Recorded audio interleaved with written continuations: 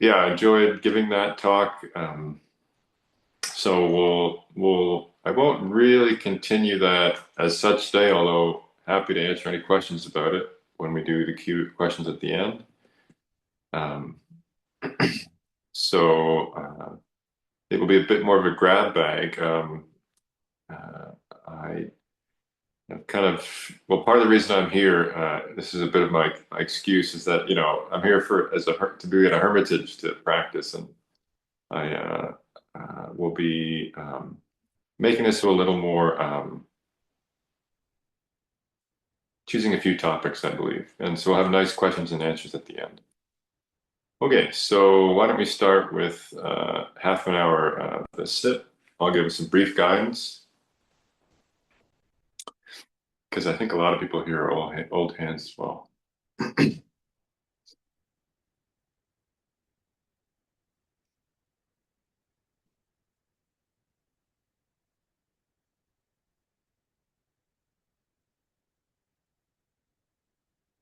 Okay, so you're probably listening to the sound of my voice.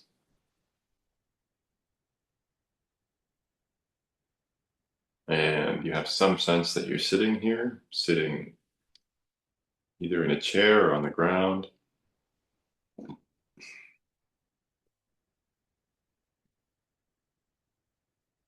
Taking a moment just to take that, just kind of recognize that, realize that, feel it.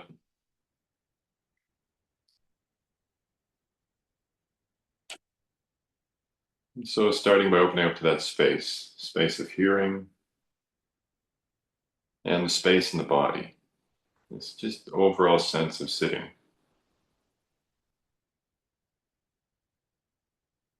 You don't have to get the space, you're just relaxing into a sense of spacious attention.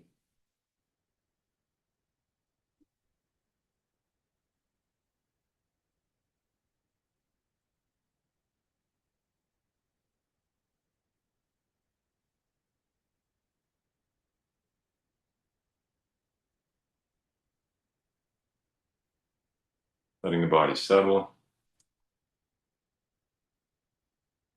letting the body relax, and at the same time, making sure that you're kind of ready to be here and upright as much as possible.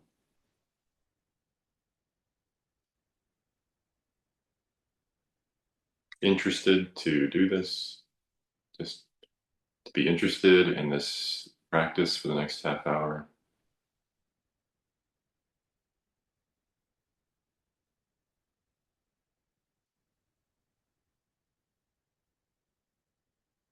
Open and interested.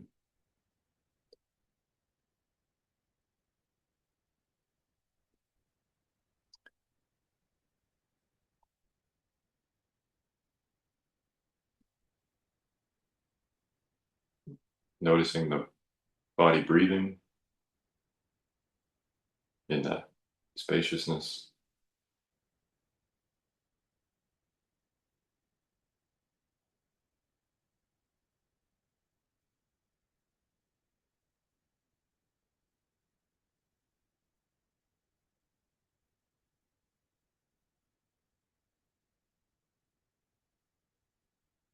Giving your somehow kind of letting yourself, you don't have to really think so much for this next half hour.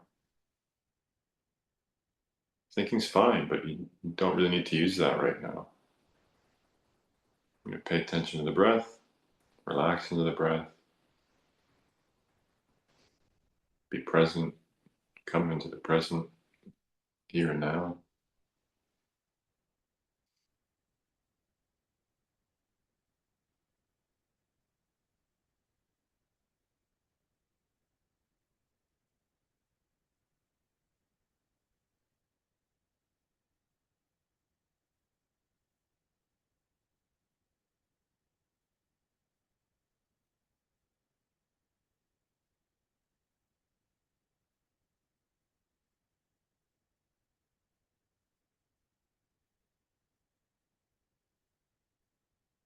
Finding the breath at your nose or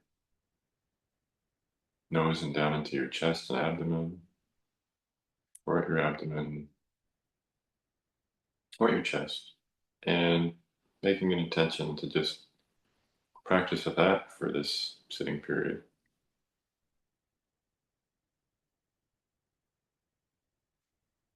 Letting yourself take a break in the kind of easeful, refreshing, subtle pleasure of the breath, breathing. Cultivating awakeness on that feeling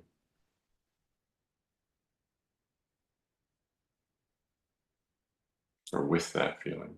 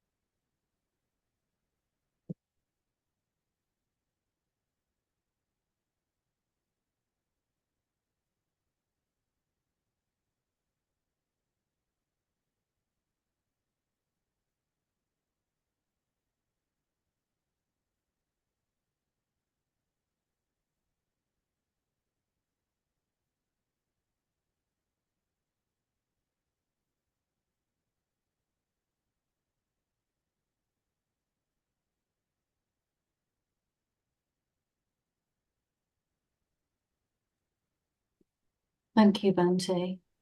Mira will request the Dharma talk.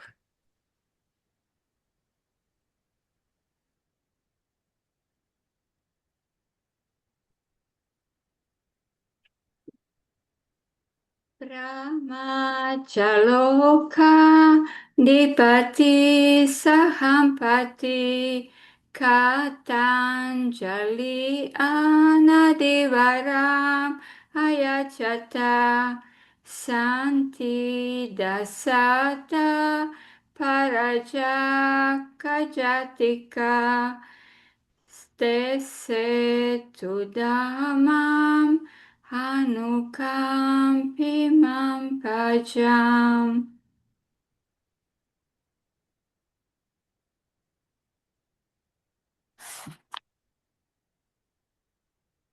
Okay. Thank you, Mira. So,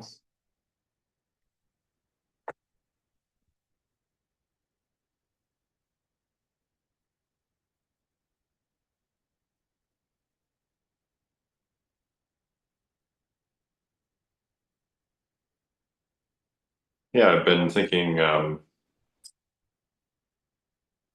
that tonight, uh, as I said, I kind of have a few ideas in my head, but probably less of a structured talk than I might have usually give.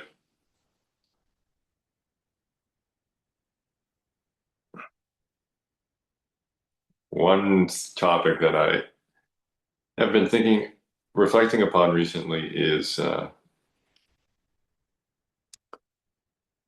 especially because we chant it a lot, the three refuges. That's what I should have let Vivian know I was going to surprise her with that request for the chanting. So, we often in our chanting we chant about we pay homage to the Buddha, the Dhamma, and the Sangha, traditionally called the three refuges.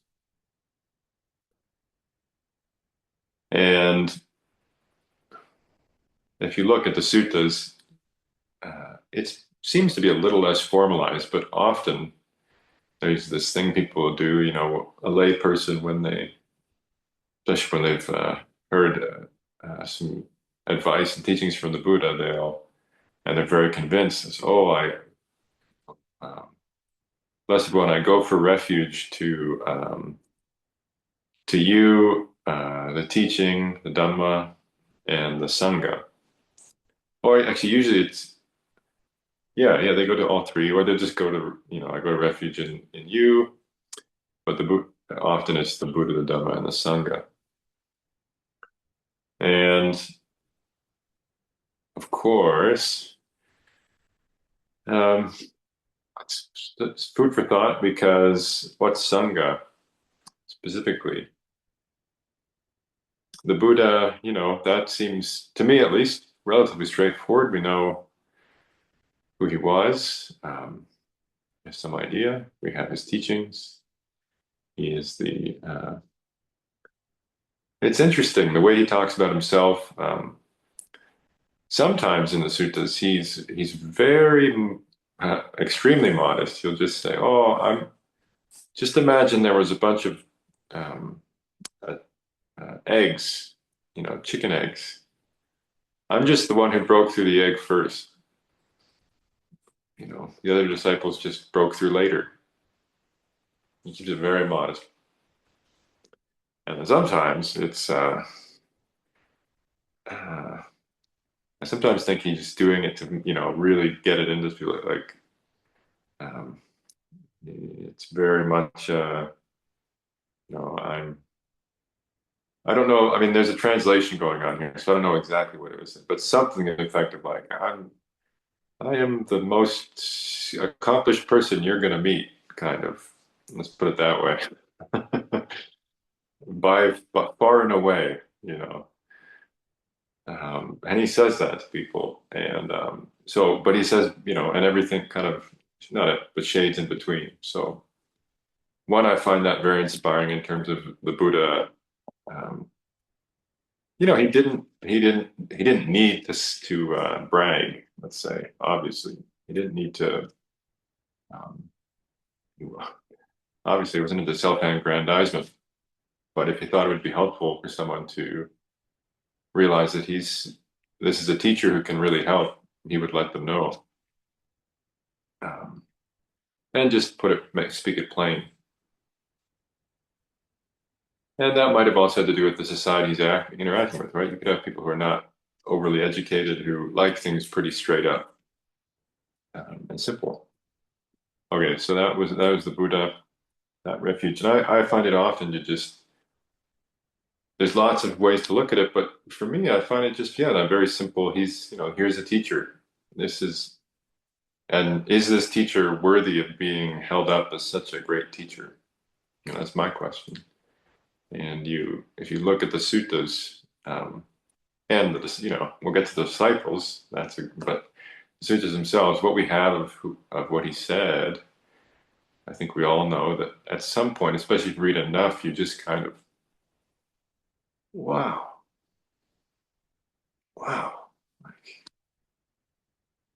And from time to time, our tradition, as you probably know, isn't generally overly scholastic, but other senior monks have encouraged me and inspired me with their example. You just, from time to time, you take up a sutta and you work with it, or a teaching, and just, from time to time, you just read a few. You just flip through and you pick one up, and more often than not, I think, wow, if you forget about it, or it is a sutta you hadn't really read before, or it hits you in a new way, and you just think,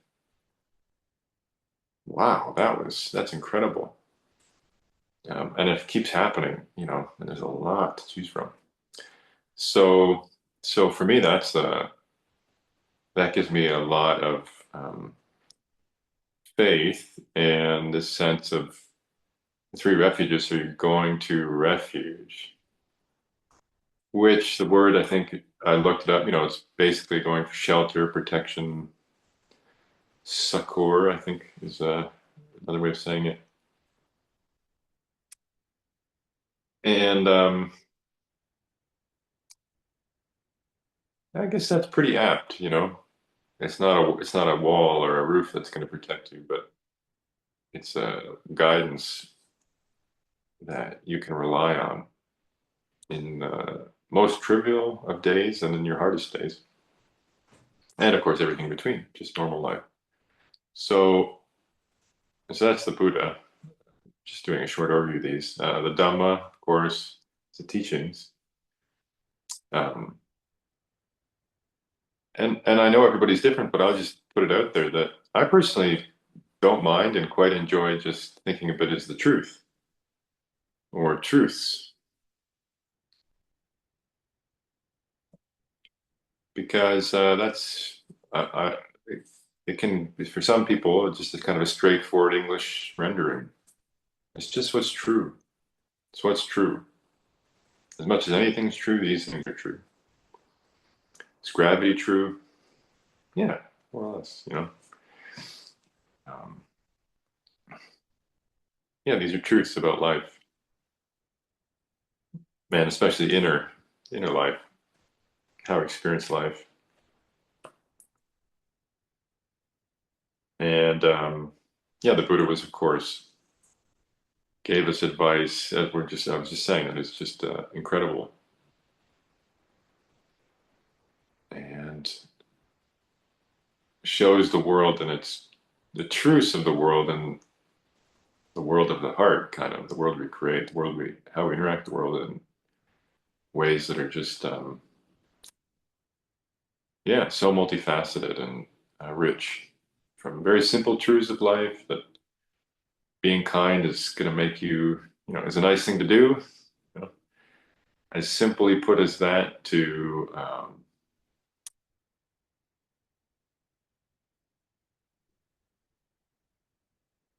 observing the nuances of distraction. It's kind of just observing how the mind gets pulled to that, different each time. Each day is a little different. Generosity, observing the nuances of generosity can be a lot of fun. Um, it's quite an amazing thing to watch. Right. So anyway, Dhamma is the truth of life, truth of really of what we experience. Okay, so that's the teacher and the teaching on the truth, the teacher and the teachings about the truth, and then the Sangha. So I just find it so interesting, that when we're chanting, we say they're the blessed ones disciples who have practiced well, they've practiced directly, who have practiced insightfully, with integrity, and that is the four pairs, the eight kinds of noble beings. These are the blessed ones disciples.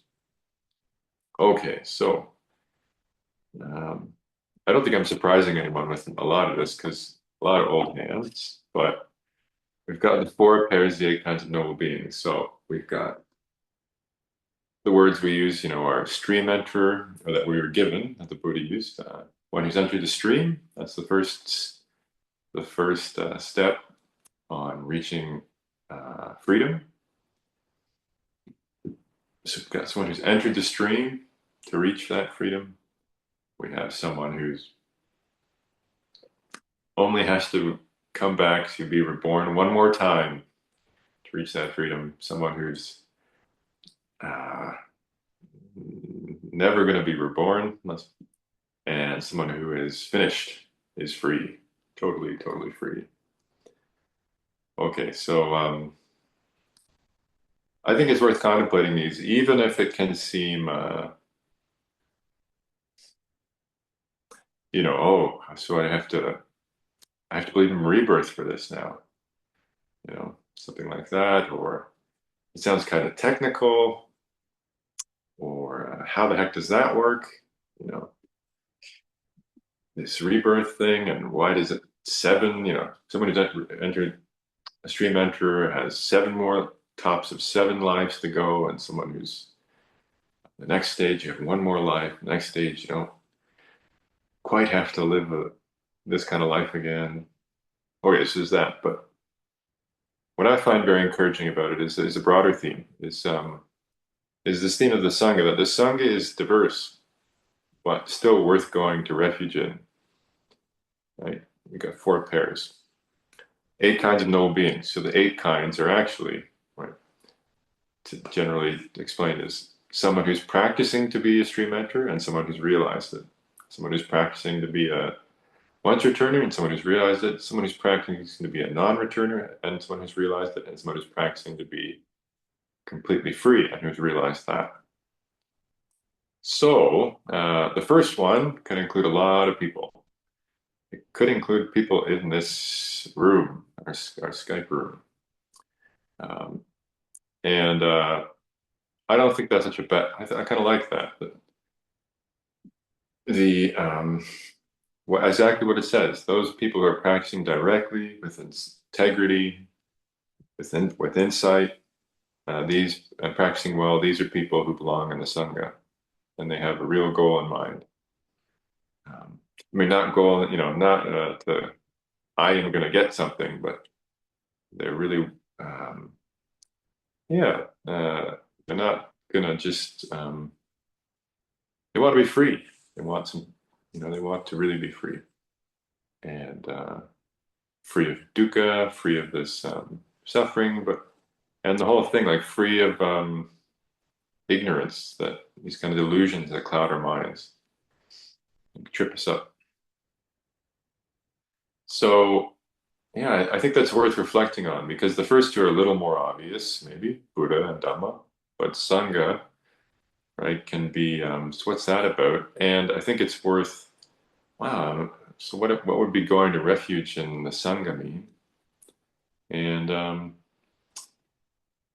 think one part of it is to think, have I met anyone who fits any of these categories, maybe beyond this first one I just talked about, which is, I think, a worthwhile reflection. And what's interesting about it, at least in my experience, is that certainly a few practitioners I've met come to mind, and ones I've heard about come to mind. Some monks, certainly I've met, senior monks, um, yeah, nuns, yeah. I just haven't met as many, and and then I haven't met too many lay teachers. But you read stories, and I've certainly met. Yeah, I can think of at least one or two that, wow, yeah, I could see it. They could definitely be somewhere in there. And this just kind of brings me to one point I wanted to just bring up is that I don't know for sure, right? How do you know if someone is totally free? And I think that's fine as well because you can't know. And what does the teacher say? Well, he says, observe their behavior. Do you see any states in them that would be motivated by greed? You see anything they do that would be motivated by greed? Anything that would be motivated by aversion and hatred? Anything that would be uh, anything that would be motivated by a deluded state of mind? I think it's also very useful because it helps put the whole goal in perspective. Because you can hear these wonderful stories of these, let's say, for example, because the context I'm in, these wonderful monks, and you meet them, and they do seem very wonderful. At the same time, they're human, right? Or their body, they have human bodies, and it's very good, I think, to see that and realize, oh yeah, what I'm working towards isn't going to make me, I'm not going to have a halo, sticking up here, and personalities don't disappear,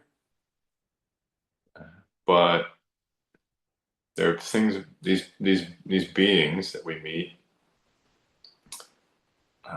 I mean, for example, we just, anyone who was at Tisarn in the spring, we had Lungpur Liem and Lungpur Jundi come, and other monks too, Ajahn Seik, Ajahn Yanako.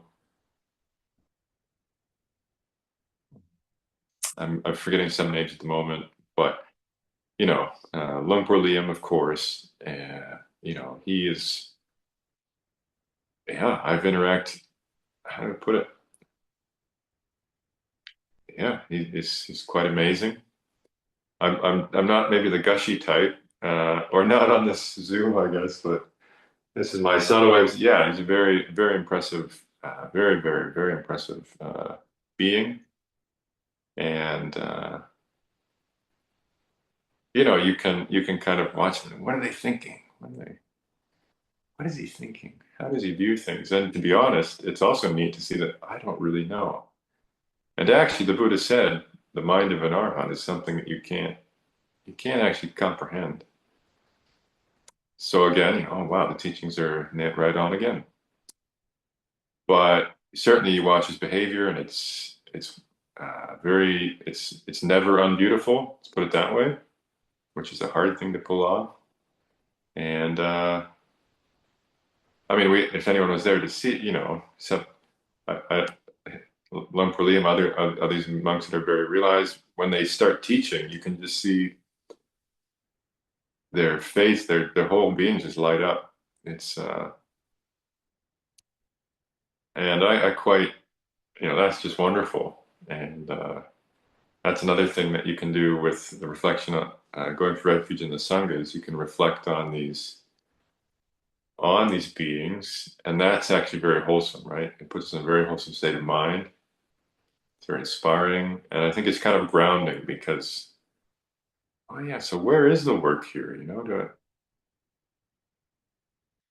And what did they do? Oh yeah, they sat and walked, and they sat and walked, and paid attention, and worked on their behavior and their speech, and how they thought, and they followed the instructions of their teachers, and really went for it. Like they really went for it. Okay, all right. Is that possible in my situation? To whatever extent possible, yeah, okay. So I think it's really worthwhile. Um, and I think it's really worthwhile for finding some of those, a sense of that you've gone to refuge in the Sangha, that they're teachers and beings that inspire your practice, that you can think of, interact with. I mean, wonderful people who are practicing with integrity, with insight. And I think that's, from my own experience, and obviously what the teachings say, that this is a very important very important part of the practice. Can be a very important part of the practice.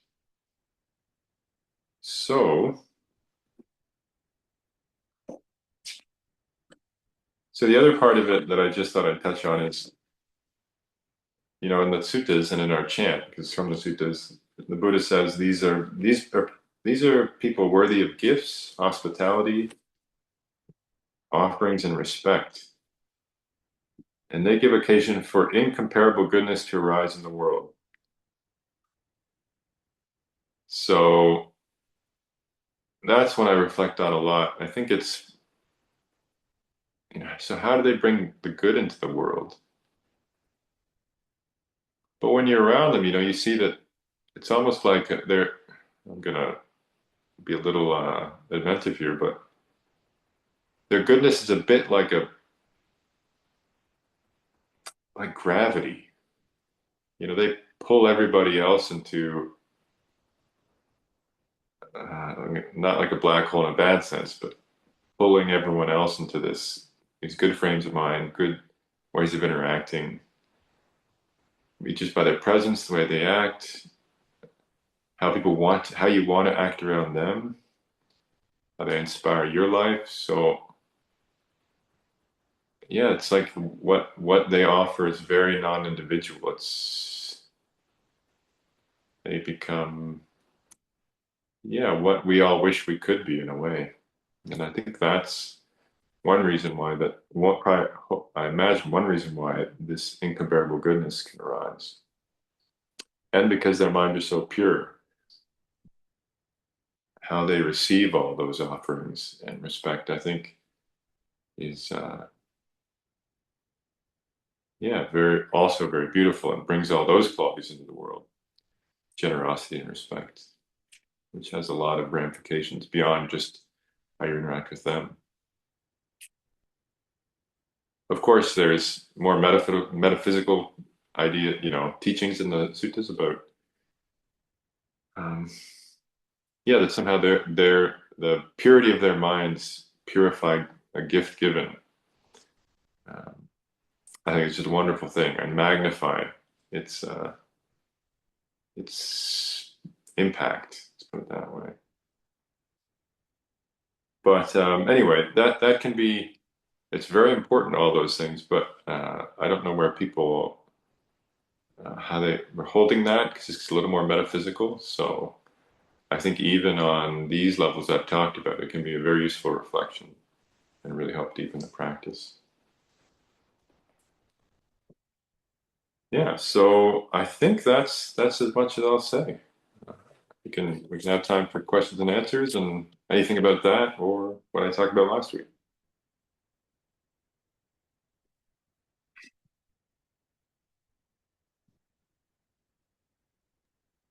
Thank you, Bante. I'll allow people to unmute their mics now, so that if anybody would like to ask a question, you can unmute your mic, or you can use the raised hand symbol, and we'll invite you to speak. Or if you'd prefer to type a question into the chat channel, you can do that too.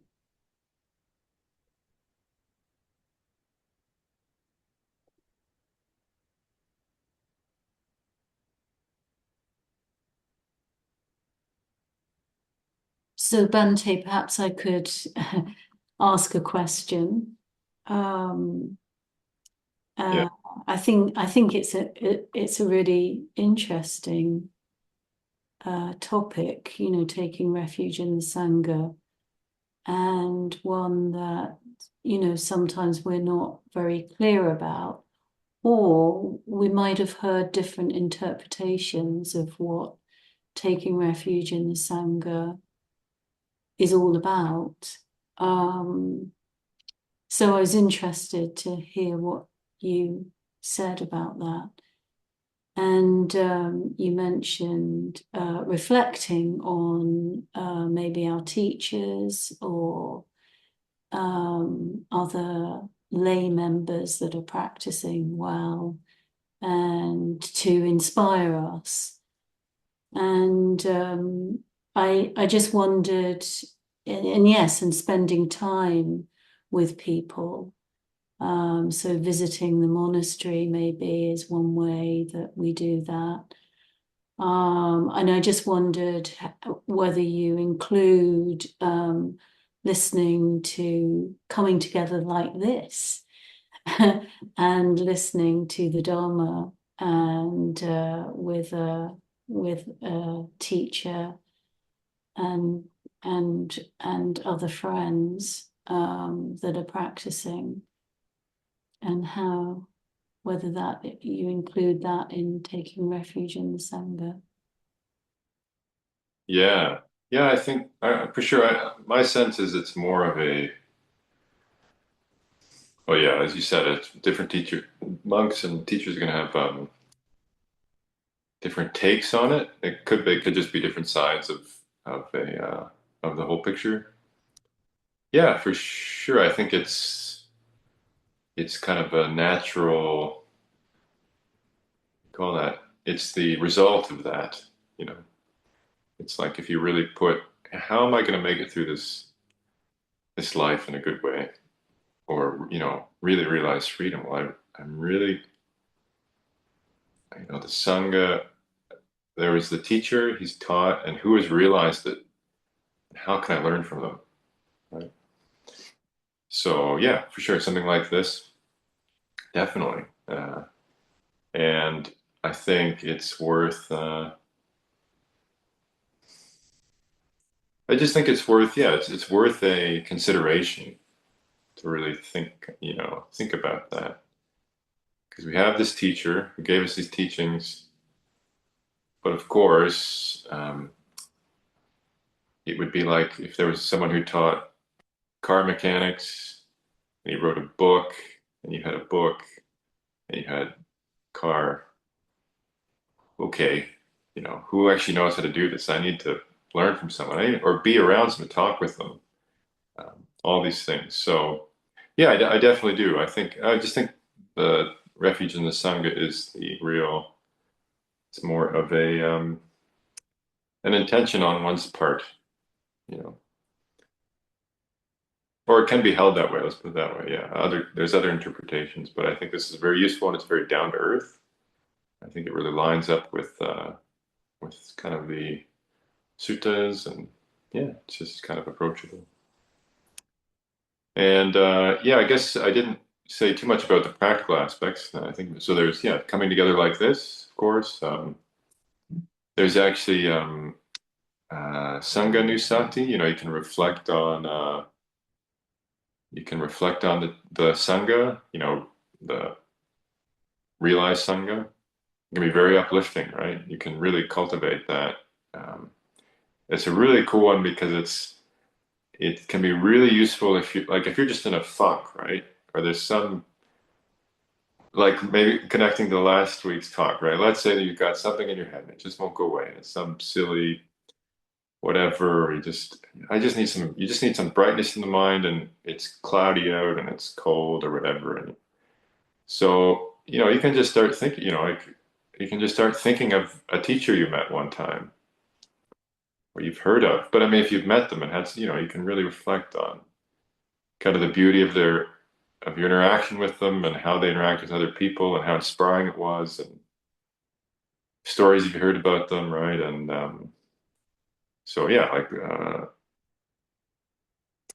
even yeah, I can be totally one of my what on the team. I can think about Lumpur Viradhammo, my teacher. I kind of just need to, can remember some interactions we had. And, oh, that's can really just pick you up and also give some inspiration, but like inspiration for also what did he tell me that time? Was he trying? Oh yeah, yeah, practice like that, right? Something like that. So. Yeah, so the more practical thing, yeah, coming together, reflecting, and using that as a way of inspiring yourself, picking the mind up, clearing the mind out, right? It's a great uh, samadhi object, for lack of a better word. And also just thinking about the Sangha, right? Like we did kind of in this talk, that why are they a refuge again? Right? Why are they? Because the world can be pretty, both the world outside and the world in here can be pretty, can seem and feel very scattered and tricky sometimes. So, that, so it can come down to, who's my, you know, if you have a good friend who's, part of that sangha, right, who practices well with integrity, maybe there's someone you can call up and get advice from. So that's why for me, it just seems very good to hold it as a sincere but broad intention of this is what I'm going to use for my protection, support, refuge from the forces inside and outside that can be quite challenging.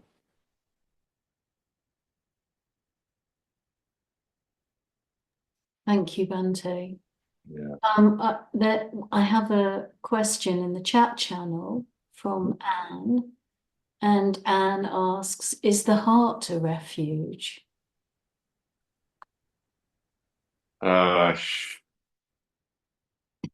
Good question. If it's become if it's become part of the sangha, sure. um, yeah, I mean, I don't.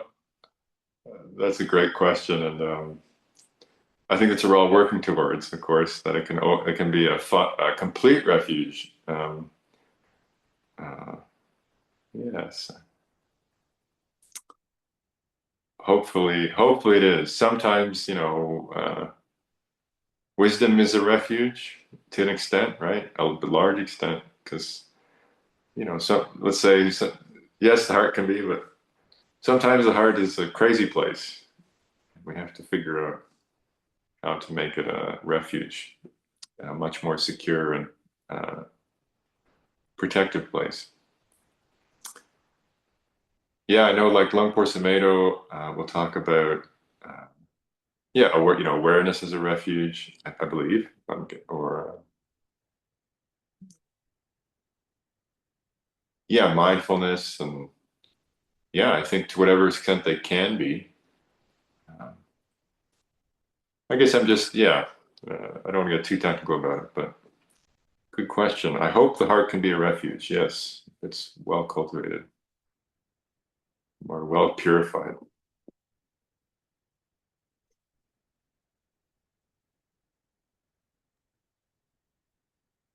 Would anyone else like to ask a question? Yes, Sujata, Yeah, to ask a thank question. you, Vivian. Thank you for your talk, Tan. I'm just going to put you on speaker view. There we go. Not so sure I have a question in, but I'll just sort of um, the thought that's coming to mind is I often hear about a field of merit, Mm. and I heard one monastic uh, say that it thinking of the Kalyana Mitta that you're surrounded by as a Mm. field of merit, um, it seems to settle the heart because it's drawing close to good people. Hmm. And then I think the other, when you were talking about the halo, um, it just, there seems to be an energetic presence that people who are well accomplished, and I love the way you said, um, Ajahn Liam, Lungpo Liam, everything he did was beautiful. Mhm. And perhaps maybe my question is that can you sort of expand on what you saw when he was at Tasarana, that you could see that beauty and how, you know, he moved, how he conducted himself? Hmm. Sure. Yeah. Nice question. Sorry, I'm a little under the weather, so my voice isn't very strong. Um, okay. Yeah. The field of merit. I always love that because uh, I just wanted to point out that, you know, we've done our best merit as a translation of punya, I believe. Another translation I like of that is fundamental goodness or goodness. You know, like because merit is good at kind of points out maybe some of the uh, this sense that these put it this builds up. You know, like you can get merit badges or you know Boy Scouts, and so there is a sense that you can kind of build it up. It can become this stream, this force of goodness. But you know, a field of goodness, a field of fundamental goodness. I really like that. That these beings are a field of fundamental goodness. You know, they're just because their minds are clean, all they're acting from is goodness, and all you will receive from them is intentions of from that place, right? And that I think that's an extremely powerful force. You know, it's so they're. I think they're. Yeah, you talk about energetic stuff. I think that's true as well. That even that much, you know, there's a story of actually a lay woman, very accomplished, and I don't like, I won't give it the name, but and she's meditating in just a back room, and she's quite well known, and this a student, another woman, wants to come see her, and kind of her kind of attendant says, okay, well you could she's meditating now, but you can go in and just you know pay respects and then leave.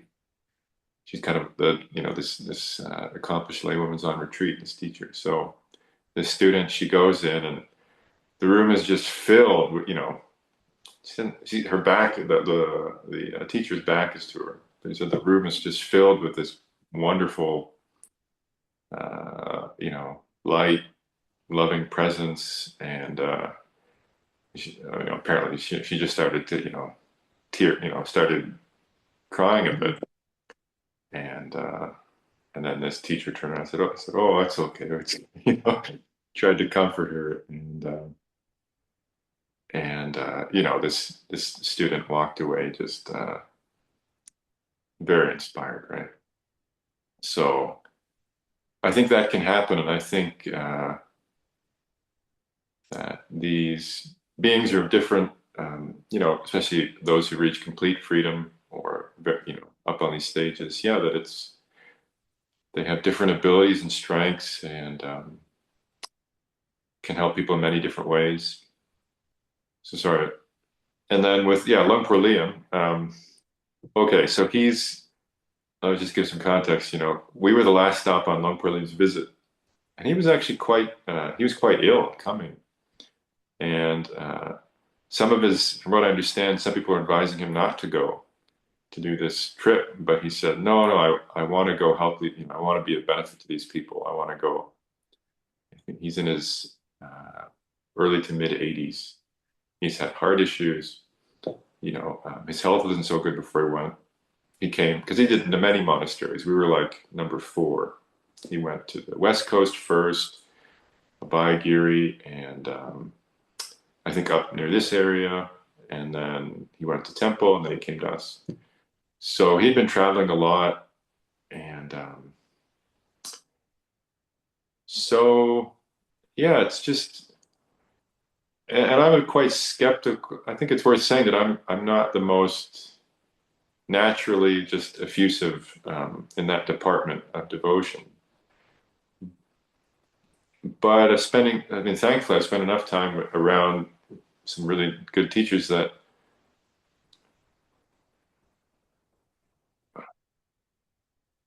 you don't have to kind of be paranoid about seeing something. It's less about being like, oh, when is the special thing going to happen? But just watching them and like with Luang Por Liam, for example, sometimes he was very, very neutral, right? He was just kind of relaxing. You could, maybe I was serving him something, and that's not necessarily looking at me, because he's a human, right? He can't spend all day giving every single, all these hundreds of people, all his undivided, metta and attention. But you can see just how he'd interact with different people, the advice he would give, and how he would deliver it, with his big smile and um, very apt advice, very balanced, and some of it, because us monks were very lucky. We get to sometimes have tea and it's kind of one-on-one. Monks will ask even some greatest teachers questions about their diet. How should they be eating and all these things. And Luang Por Liam was totally happy to give really good advice, about dietary stuff. And if young monks ask, should I fast more? And he can just kind of pick it out, like where they're coming from, right? Like, so you could, and everyone in the room just knew, oh, he really got that, right? Because we can maybe feel a bit where a monk was coming from, and then he would just have this really good way of skillfully, in an encouraging way, like, yeah, that's good, and maybe, but that part of it is, that might not be, that might be a little too much craving in that side. I'm paraphrasing, and that's the important bit over there. So try that. Um, yeah, and just seeing Luang Por Liam, he's not I mean, I've only met him a few times, but he has a reputation for being kind of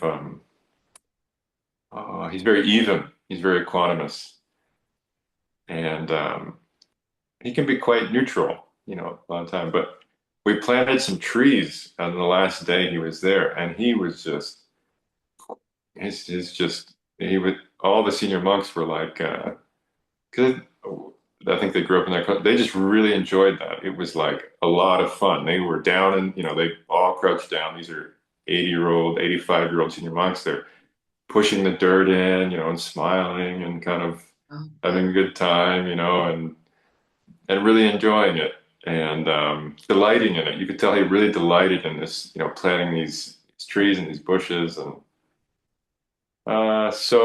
so yeah. Part of it, it's kind of. I hope it's not the kind of boring Buddhist take, but part of it is by watching. By what I've never seen, right? I've never seen, for example, Luang Por Liam, although I haven't met him too many times, but I've been around him a few times now. I've never seen him grumpy. I've never seen him annoyed. I've never seen a kind of angry response.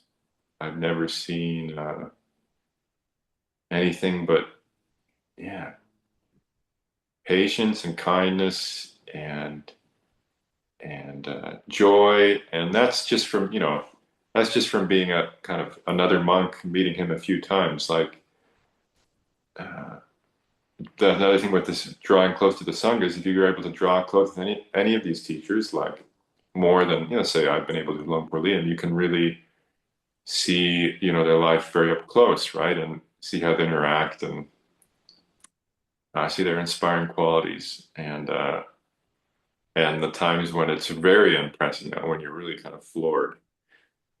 But even small things like, for example, the last time Liam visited Tisarna 10 years ago, he cleaned his own garbage can, right? He didn't have to do that. But he took out every single piece of garbage he used. He found like the bigger garbage, like the one in his room, he took it and emptied it in the communal garbage bin when no one was watching, and his room was very clean, right? And just stuff like that, like the consistency, the attention to those details, and yeah, and of course sometimes it's yeah, and that's it too. You know, if you spend enough time around these beings, you get the real amazing stories. So that's worth it as well. Thank you, John.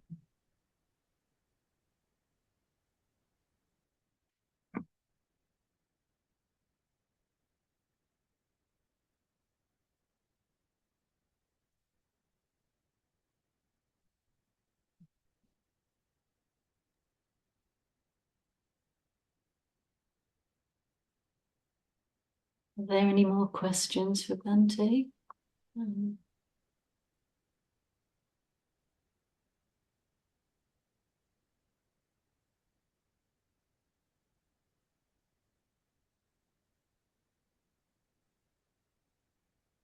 Yeah, maybe I can then finish with a short reflection Sure.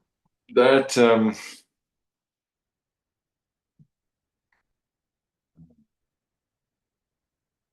I don't think this topic was the most pizzazz-filled topic you've probably received in these talks, which is just fine by me.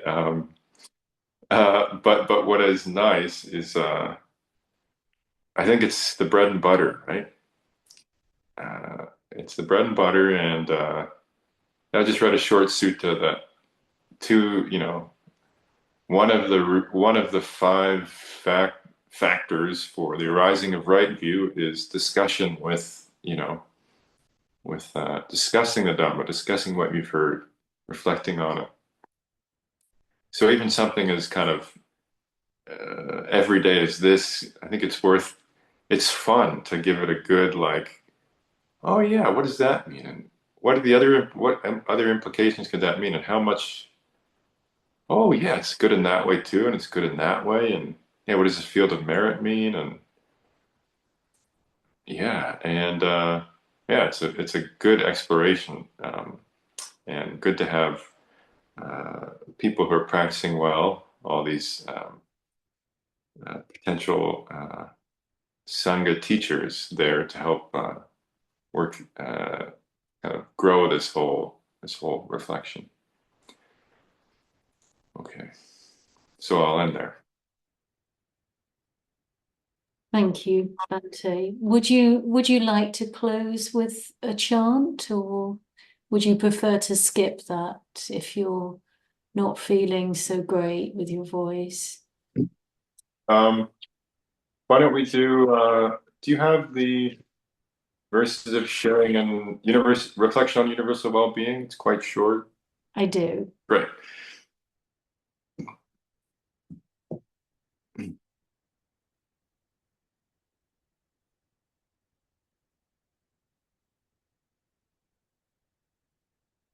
Okay.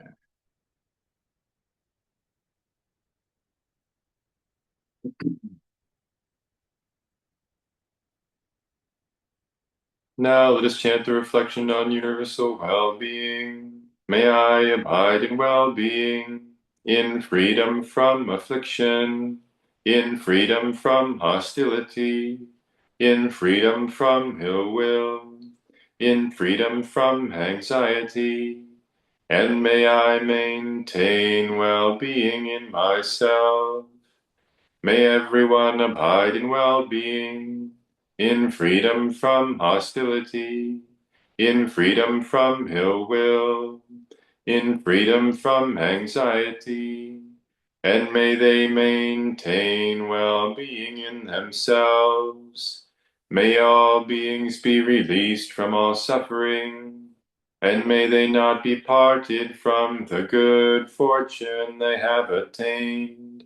When they act upon intention, all beings are the owners of their action and inherit its results. Their future is born from such action, companion to such action, and its results will be their home. All actions with intention, be they skillful or harmful, of such acts they will be the heirs.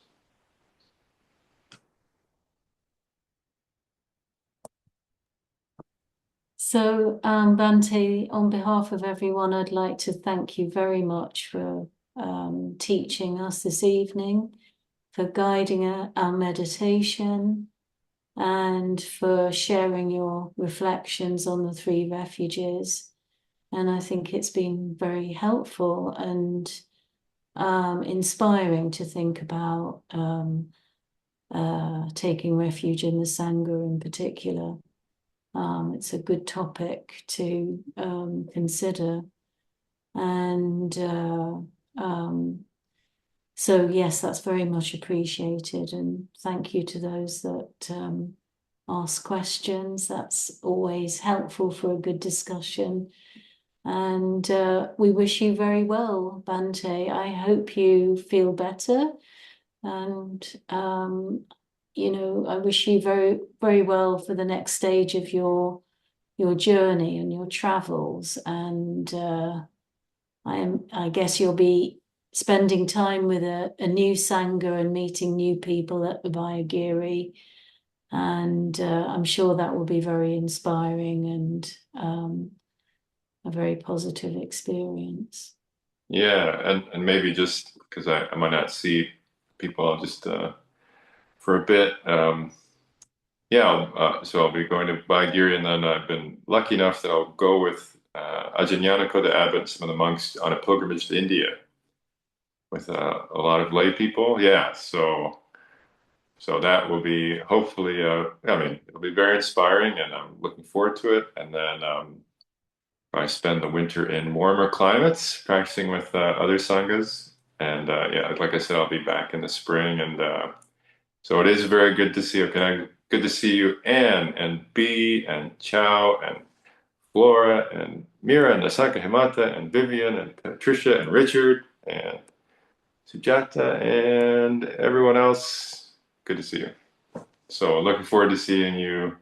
In the spring. Okay, can we pay our respects before you go? Can we pay our respects by bowing 3 times?